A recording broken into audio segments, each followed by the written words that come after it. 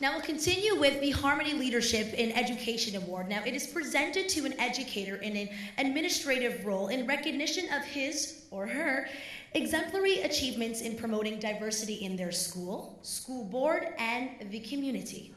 Presenting this year's award is Bernice Carnegie. She is the former executive director of the Herbert H. Carnegie Future Aces Foundation. Now her father, the late Herb Carnegie, was the 2001 Harmony Award recipient. Please welcome Bernice.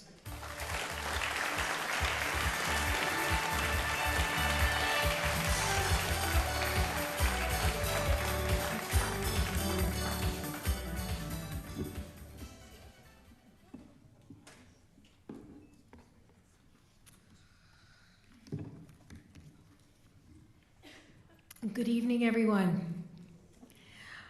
My name is Bernice, and I'm going to just break that down for you because I think it's fitting for the type of evening that we have.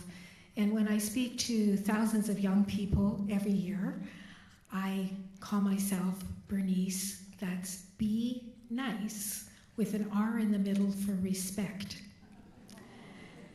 And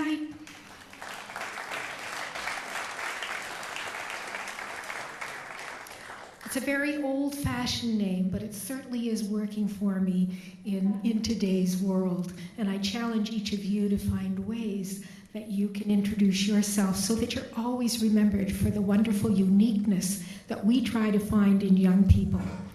Many of you know my father's story. He should have been the Jackie Robinson of hockey. But many of you don't know my parents, or my other parents, my mother. And my great-grandfather actually was born into slavery in Kentucky in the U.S.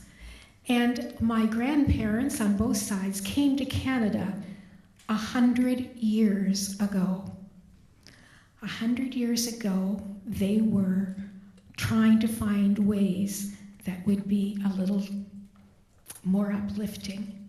And so here we are, still talking about how each of us can actually make a difference in this world.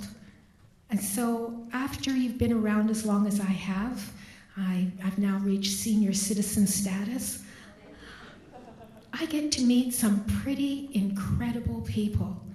And I was so delighted when I was invited to present this award to somebody that's very, very special, that I have seen year after year after year command the kind of respect and integrity and show the kind of integrity that gives the leadership that we need from our educators.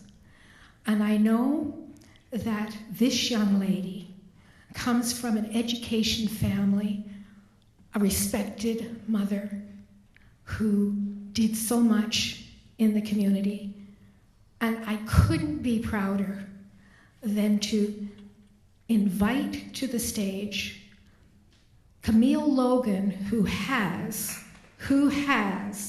changed the face of education in the many circles that she has, and walks tall, walks with respect, and shares that role model, shares as a role model her talents that make her such an incredible young lady. So Camille, please come up so I can give you this wonderful award.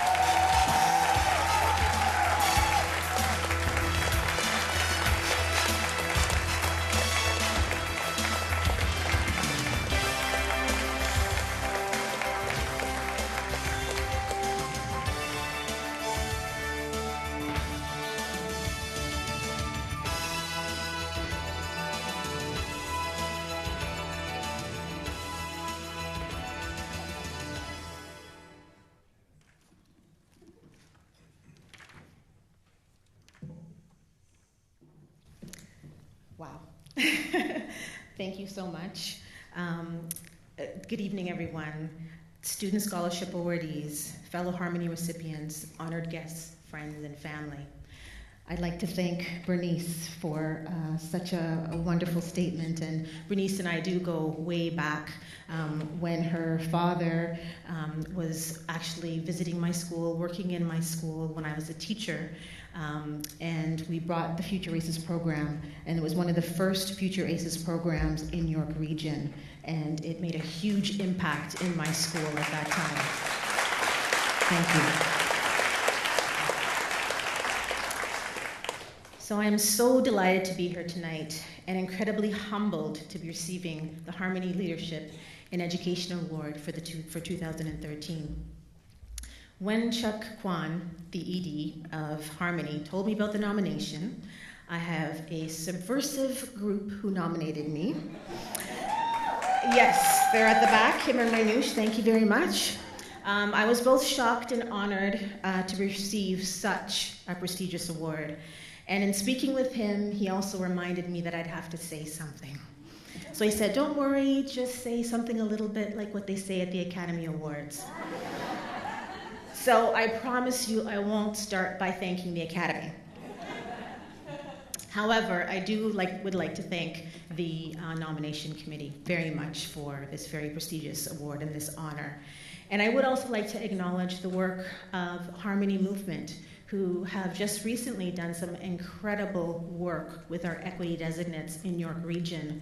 They ran 3 workshops in partnership with one of our steering committees for equity, and they just did some outstanding work, and I've heard glowing reviews. So I just would like to acknowledge and say a very special thank you to Harmony Movement. So please join me in applause.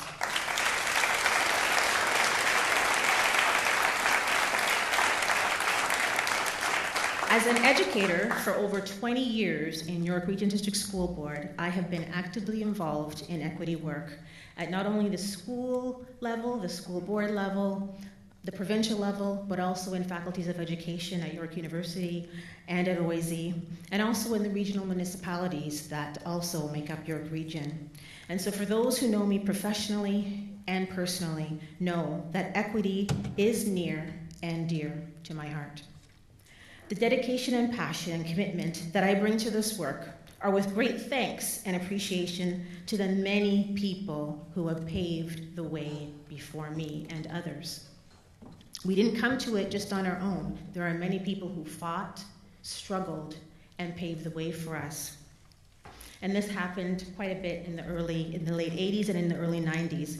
And so we are so grateful for those who paved that way. And I also feel most humbled to be in the company of the previous award recipients of this award. And I would like to say that they are long-standing members of the equity and inclusivity family. And I've had the good fortune of working with many of these people indirectly or directly. And I'd just like to acknowledge Mary Samuels, who was the 2012 winner, who's here tonight, and Chris Souza, who was the 2010 winner. And I'd also like to recognize the amazing Vicky Bismillah, who was not able to be here tonight. She was one of my many mentors and who has really supported me. These were all winners and who I've had the privilege of working with. I share these names to highlight that there is a notion of family when it comes to this work. And many of you around the room are part of this family, part of this quest for equity and inclusivity in our schools. That is part of our passion for social justice and education. Where it is social justice imperative that we as a system, we must be accountable to the success and well-being of each and every student. And as I stand here before you and receive this award, I truly and honestly do so by standing on the shoulders and alongside a wonderful group of mentors, supporters, family, and friends. And this award is reflective of this support. And it is because of this support that it is a truly collaborative effort. And I am blessed to have a supportive family and a talented group of colleagues who I'm so proud to have here tonight. And for those who are part of the equity family, you know that we live and breathe this work. It is there when you read the newspaper, when you watch television, when you enter public spaces, the grocery store, the mall. Sometimes our social-political consciousness that provides that pedagogical frame through which we see the world can become a little obsessive. And my children and my partner know all about that. So as I stand here, I need to thank my family for their patience, for all of the work that I do.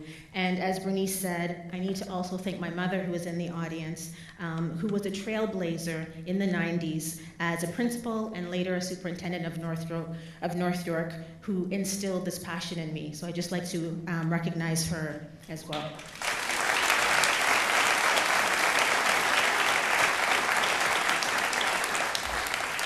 And I'd like to thank my supervisory officer, Cecil Roach, who couldn't be here tonight, for his support. And of course, the YRDSB contingent that's somewhere out there, I can't see them. Those who are in my unit of Inclusive School and Community Services and the Alliance of Education for Black Students, and the community members who are all here in support of this great work. But it's together that we do the work. It's not one person, it's not a couple of people, it's together. And together, we've written policy in our school district, we've made change, we've engaged in some incredible professional learning that have moved schools. We have done a lot. So I just want to acknowledge all of my colleagues and friends in York Region for the incredible work that we have done together.